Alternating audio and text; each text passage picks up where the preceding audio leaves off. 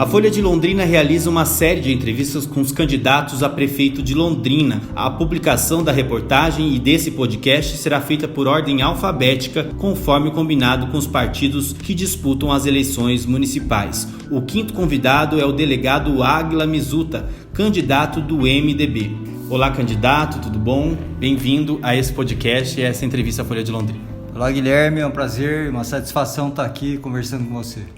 Candidato, eu vou fazer a pergunta que a gente está abrindo com todos os candidatos. O senhor foi delegado, esteve como servidor público por algumas décadas aí, servindo na área de segurança pública, né? Também tem formação na área de arquitetura, outras formações. E por que, depois de uma vida a serviço aí público, pretende ser candidato a prefeito de Londrina?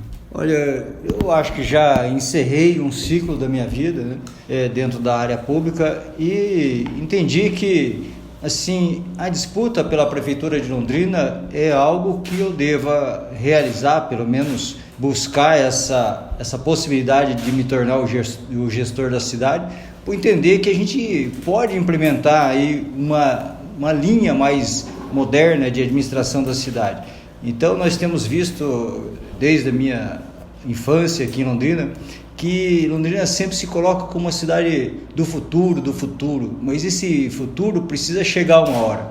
E essa espera da minha parte fez com que eu me pretendesse disputar essa eleição para fazer de fato Londrina ser inserida no século onde nós estamos e se tornar uma cidade modernizada e uma cidade que ocupe o patamar que ela sempre ocupou e merece estar. No seu programa de governo, o senhor cita uma cidade do futuro. O que seria essa cidade, programa Cidade do Futuro? Eu falo Londrina no século XXI, vejo que o século XXI não é o futuro, é o agora, né? Então a gente, quando pensa em tecnologias, quando a gente pensa em uso de programas, uso de inteligência artificial, na área privada isso é uma realidade que a gente se confronta a todo momento. Você usa um Uber, um iFood, sem se dar conta de que isso são programas de inteligência artificial que estão ajudando o nosso dia a dia. Ao passo que quando você vai para o serviço público, você encontra ainda o serviço sendo gerido de forma arcaica, com papéis e preenchimento de requerimentos. Olha, o Estado tem que modernizar. A cidade merece, o cidadão merece, o usuário merece um Estado mais moderno e prestador de serviços públicos mais eficientes. Muitos candidatos falam dessa gestão mais eficiente, mas a gestão sem arrecadação, sem dinheiro também, não é possível fazer gestão. O senhor pretende aumentar impostos? Olha, eu acho que essa é uma pergunta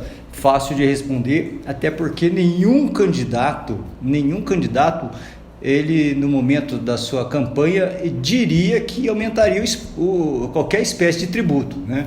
Então, tanto eu quanto qualquer outro candidato não vai afirmar que vai aumentar a tributação. Isso, de fato, no meu caso, é uma realidade. Eu entendo que, pela análise do orçamento da cidade de Londrina, nós temos receita suficiente para cobrir custeio e fazer investimento. Então, o que se faz, o que a gente pretende é manter a receita de tributação municipal do jeito que ela está, congelada, e tornar eficiente o uso desses recursos.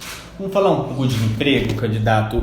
Lembrando que um dos principais desafios do próximo prefeito será criar um ambiente positivo para negócios. Mas a gente teve a pandemia. Nos últimos 5 anos, Londrina só em 2019 teve um saldo positivo de empregos. Janeiro e fevereiro teve saldo positivo, mas depois da pandemia foram 4 mil vagas a menos, um saldo negativo, né? Que a gente está no acumulado do ano. Qual a sua política para atração de empregos? Olha, para atrair emprego tem que fazer a economia se tornar eficiente.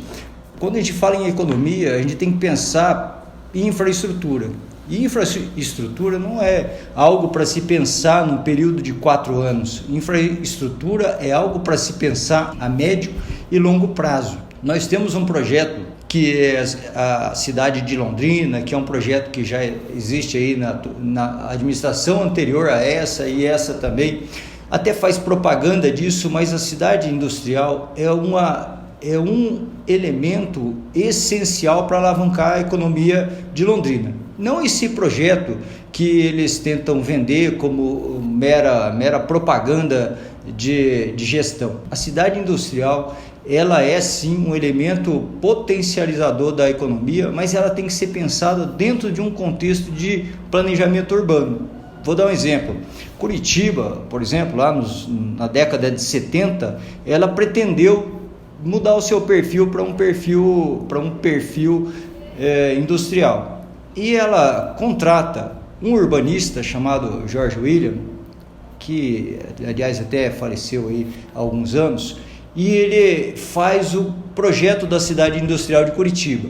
Mas a cidade industrial de Curitiba é de fato uma cidade industrial. Isso é que Londrina precisa produzir, um projeto de cidade industrial. A cidade industrial de Curitiba, hoje ela abriga em torno de 150 mil pessoas residindo na cidade industrial. Então não se trata de fazer um loteamento com lotes comerciais, um loteamento de lotes industriais, porque isso nós já temos. Nós temos parques industriais na cidade, nós temos Silo 1, Silo 2, Silo 3 e tal. É necessário a gente planejar uma cidade industrial, com infraestrutura para ser cidade industrial, para ter áreas de atração dos micros e pequenos empresários da cidade, para que eles possam então aumentar o seu negócio, progredir no seu negócio, deixar de ser um microempresário que trabalha no fundo da sua casa ou num pequeno barracão alugado, e ele possa ter a expectativa de crescer, aumentar o seu negócio, contratar pessoas, comprar máquinas especiais para que ele possa alavancar o seu negócio. A partir daí, criar uma habitação de pequenas e médias empresas que poderão então atrair grandes empresas, no sentido de que essas pequenas e médias empresas vão poder participar do processo de produção das grandes empresas. Não é fácil você trazer... Não é uma política só de doar terreno, como muitos políticos já tentaram implantar aqui. Doa terreno e resolve, que a gente já viu muitos terrenos retornando, que não tinha uma política, um planejamento maior, né? Olha, isso aí é um planejamento ou uma política do século passado. No século passado nós fizemos isso, né? Várias cidades ofereceram terrenos e atraíram algumas empresas. Se nós estamos falando de uma Londrina para o futuro, nós temos que pensar numa Londrina como uma cidade industrial que vá comportar daqui a alguns anos 140 mil pessoas morando lá, e um parque industrial que possa alavancar a economia da cidade. Esse caminho da industrialização, o senhor considera que seja fundamental para aumentar o PIB de Londrina? Porque a gente pede para todas as cidades de médio porte, Cascavel, Maringá, Ponta Grossa, até cidades menores como São José dos Pinhais, Araucária, e o nosso PIB ficou estagnado. É o caminho? Exatamente. É por isso, porque nós pensamos numa política de desenvolvimento econômico para 4 anos. Eu quero implantar um projeto dentro da minha gestão que eu colha os resultados dentro da minha gestão.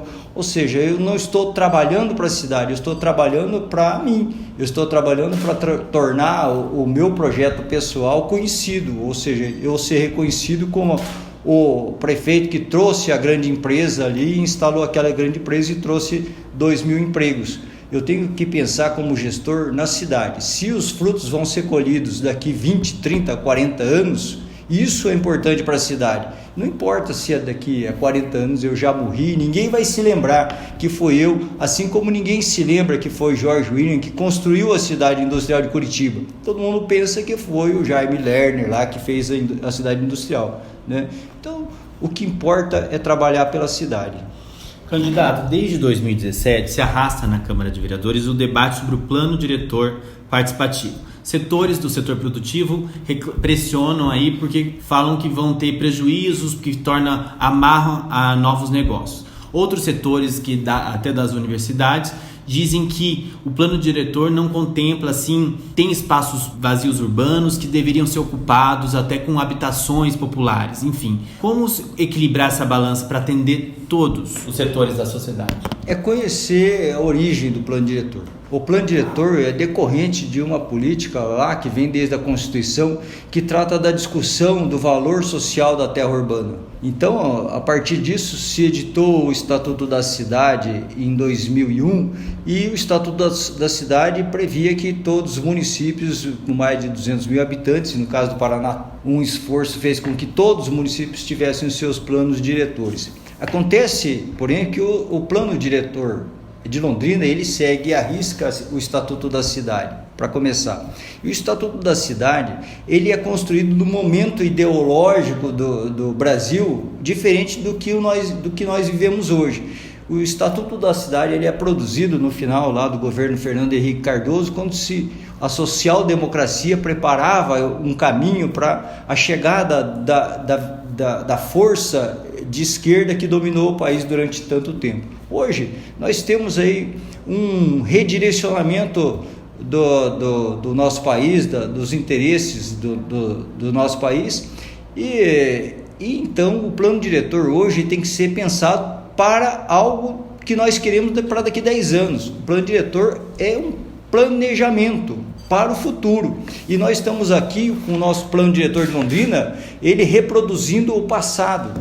Além disso, nós tivemos um outro grande equívoco em relação ao plano diretor, porque o plano diretor de Londrina, que é uma lei de 2008, e o estatuto prevê que ele tenha que ser revisto a cada 10 anos, então 2018 ele deveria ser revisto, e rever uma lei significa ver o que essa lei trouxe de bom e manter, o que essa lei traz de algo equivocado e ser alterado.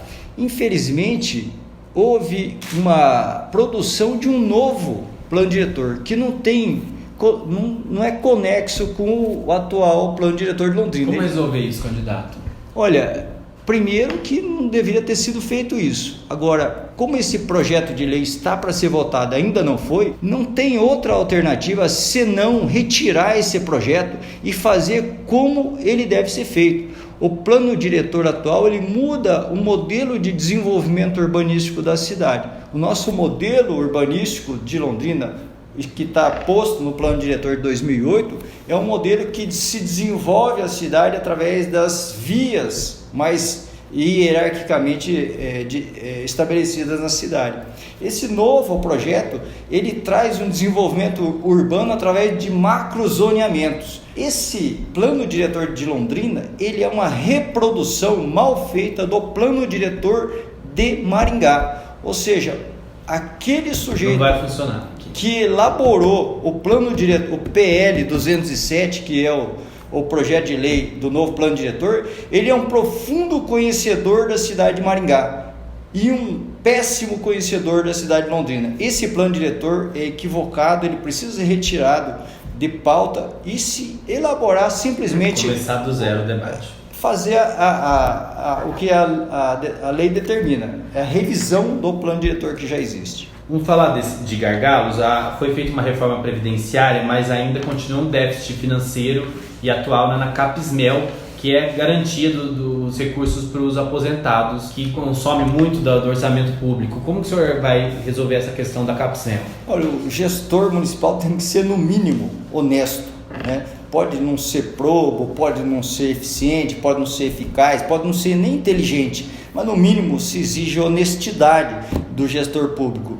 Quando o atual gestor ele promete fazer um aporte na Capesmel, aquilo que a Capesmel tem direito, que foi deixado de repassar ela durante anos e não aconteceu isso, né? Os próximos gestores vão ter que cumprir esse compromisso, porque é um compromisso não de pessoa, mas de instituições.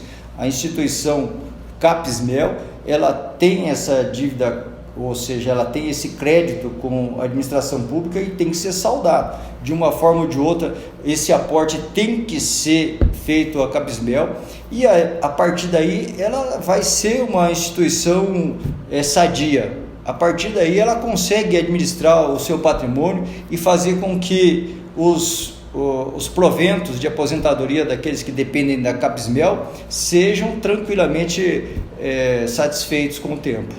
Vamos falar agora de um assunto que se agravou agora com a pandemia do coronavírus, que ficou evidente o reflexo do serviço de saúde, sobretudo aos usuários do SUS. Qual o seu plano para a saúde de Londrina, agora, principalmente agora, depois da pandemia, né? Olha, a saúde de Londrina, o problema da saúde de Londrina, ou até vou estender isso para a saúde pública, talvez, do Brasil, é gestão. talvez a questão de quantidade de médicos, a disponibilidade de exames ou a demanda do sistema de saúde não esteja ligado à contratação de mais médicos ou de investimento de mais recursos na área.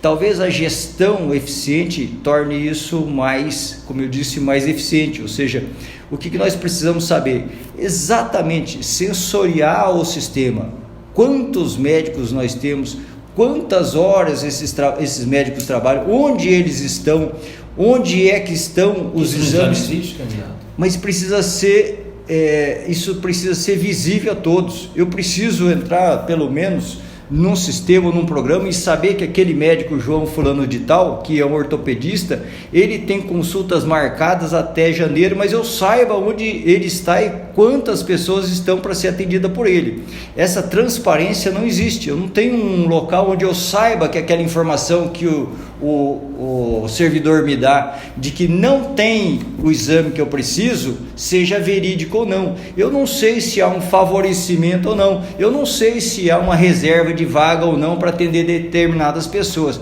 O que eu preciso como usuário é ter a certeza e a transparência de que aquele sistema está ali, e quando eu entro e olho para ele, eu confio no poder público, porque eu sei que, olha, há uma defasagem de ginecologista porque só tem o Dr. João e a doutora Maria para atender no serviço público contratado como ginecologistas, e eles têm até o mês de março do ano que vem os seus horários atendidos. Eu preciso dessa transparência. Tem uma informatização, transparência. Sem dúvida nenhuma, isso tem que ser feito com programas que disponibilizem no seu app você poder marcar a consulta e o teu app se comunicando com o sistema diga, olha, a próxima consulta que você quer de oncologia ou de obstetrícia está prevista para o Dr. José no dia 7 de janeiro. Eu preciso dessa transparência e a partir disso eu vou ter de fato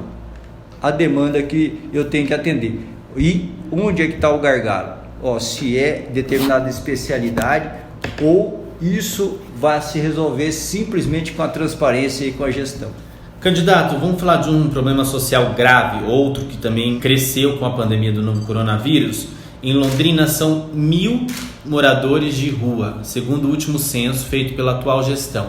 Como resolver a questão do morador de rua, que a gente sabe que tem outros problemas atrelados, como a questão da dependência química? Olha, morador de rua é um ser humano, né? Nós não podemos pensar que aquilo é um fantasma e está invisível lá. A gente viu uma cena recente que acabou reacendendo esse debate de um comerciante jogando água num morador de rua, aqui um comerciante de Londrina, teve até revolta de alguns setores da sociedade. Como que o senhor pretende resolver isso? Então, e se a gente olhar um pouco para trás, nós vamos ver uma série de desastres que aconteceram no nosso país que diz respeito a esse assunto. O mais conhecido, talvez polêmico, é a chacina da Candelária. Ou seja, nós não queremos que nada dessa forma aconteça em Londrina. Então o poder público tem que olhar para esse ser humano e dar solução para isso. Entender o que é aquele morador de rua. O morador de rua não é alguém que você de repente vai fazer um abrigo e ele vai automaticamente para aquele abrigo. Ele tem problemas sociais, familiares, psicológicos, e muitos eles estão na rua querendo morar na rua porque querem morar na rua, né? Esse entendimento dessa população é necessário. O poder público tem que se aproximar delas, né? Dar destinação a quem for possível, dar tratamento a quem for possível, mas nunca virar as costas e tratar aquele problema como se fosse um problema que não existisse. Esse problema existe. Esse problema é um problema de seres humanos que estão ali precisando da ajuda do poder público. Mas isso sai caro? É para isso que existe tributo. O tributo existe para que o poder público possa beneficiar a vida de quem precisa, Fazer asfalto lá na rua onde passa só o carro de bacana é muito bom. Fazer plantinha e florzinha na rotatória onde tem lá um bairro de gente rica é muito bom, mas principalmente é preciso olhar para a educação daqueles que precisam, a saúde daqueles que precisam, e esses que estão na rua aí precisando do nosso olhar, ver quem são eles, ver a história deles. Nós precisamos nos aproximar deles, e daí não é uma solução automática que o poder público vai fazer um abrigamento e isso vai dar pronto, vai resolver. Cada um tem uma história e a gente tem que conhecer essa história para tentar ajudar cada um deles. Candidato, esse problema dos moradores de rua também tem um problema ligado aí, em alguns casos, falta de habitação popular, né? O que fazer para oferecer moradias populares, já que a Coab se demonstra sem caixa necessário para novos empreendimentos? A pergunta até do repórter do Bonde da Folha de Londrina, Luiz Fernando Wittenburgo. E o que fazer em relação à especulação imobiliária que mantém grandes terrenos vazios e empurra os novos conjuntos habitacionais populares para as periferias, áreas longe dos locais de emprego, de serviços públicos, às vezes não tem transporte e postos de saúde? Bom, vou linkar esse assunto com aquilo que eu já falei. Quando a gente pensa numa cidade industrial, a gente não pensa num loteamento para vender lotes comerciais, a gente pensa numa estrutura que vai atrair investimentos comerciais, industriais, mas também vai ter no seu entorno habitações daqueles que vão trabalhar nesses locais. Então é uma cidade, é uma projetação de uma verdadeira cidade.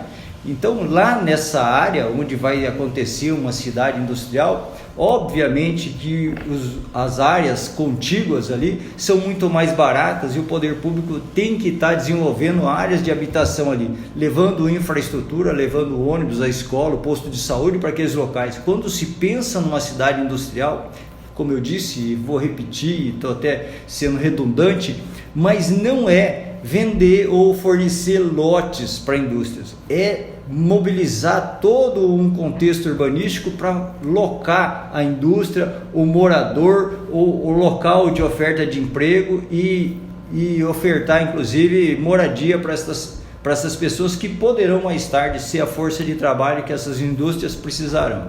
Para finalizar, a gente tem a pergunta da editora de cultura da Folha 2, a Célia Musilli. A gente já noticiou até essa semana que vai cair o orçamento da cultura para o ano que vem, por conta das questões para prioridades na saúde, vai cair de 5 milhões para 2 milhões. Ela quer saber a importância do PROMIC para o candidato e quer saber se o senhor irá dar continuidade ao projeto de incentivo à cultura ou não.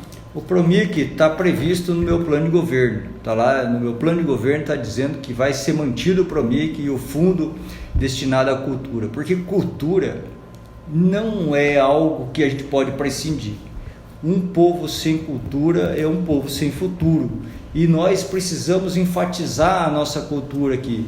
E o PROMIC é um programa que talvez o único programa ainda vinculado ao poder público que dá a possibilidade dos grupos ligados à cultura produzir alguma coisa, né? Agora, além disso, o poder público, através da secretaria, tem que ter uma pauta para a gente desenvolver cultura dentro da cidade. E cultura não significa simplesmente construir o teatro municipal, que aliás é algo que eu quero muito concluir. Embora não seja uma obra diretamente ligada à prefeitura municipal, eu quero ir até Brasília desenvolver tratativas no sentido de concluir esse teatro municipal. Mas a cultura sim tem que ter um olhar lá do poder público, a Secretaria de Cultura tem que promover e incentivar as manifestações culturais. E o PROMIC certamente vai ser mantido, assim como o fundo destinado à saúde. Tá certo, candidato, a gente está estourando nosso tempo aqui no podcast. O senhor conseguiu responder praticamente todas as perguntas que a gente planejava. Eu conversei com o candidato, o delegado Agla Mizuta, candidato do MDB. Só suas considerações finais, 30 segundos para os nossos leitores da Folha. Olha, eu entrei nessa empreitada, muita gente duvidava que eu fosse chegar até onde eu estou, muita gente achava, como de fato encontrei muitos entraves dentro dessa área política, é uma área nova para mim, eu me confronto todo dia com com situações novas. Sou uma pessoa difícil de me adaptar a determinadas situações, né? Mas eu estou aí para chegar até o fim. Eu pretendo apresentar esse projeto para Londrina, busco ser o gestor desta cidade e transformar essa cidade num modelo, em algo que possa ser admirado pelo país todo e que o país todo olhe para Londrina e queira reproduzir o que está sendo feito em Londrina, que é usar recurso de forma adequada, transformar a vida das pessoas que precisam de transformação nessa cidade e levar a Londrina para o patamar onde ela merece, que é ser uma cidade exemplo para o país. Tá certo, obrigado.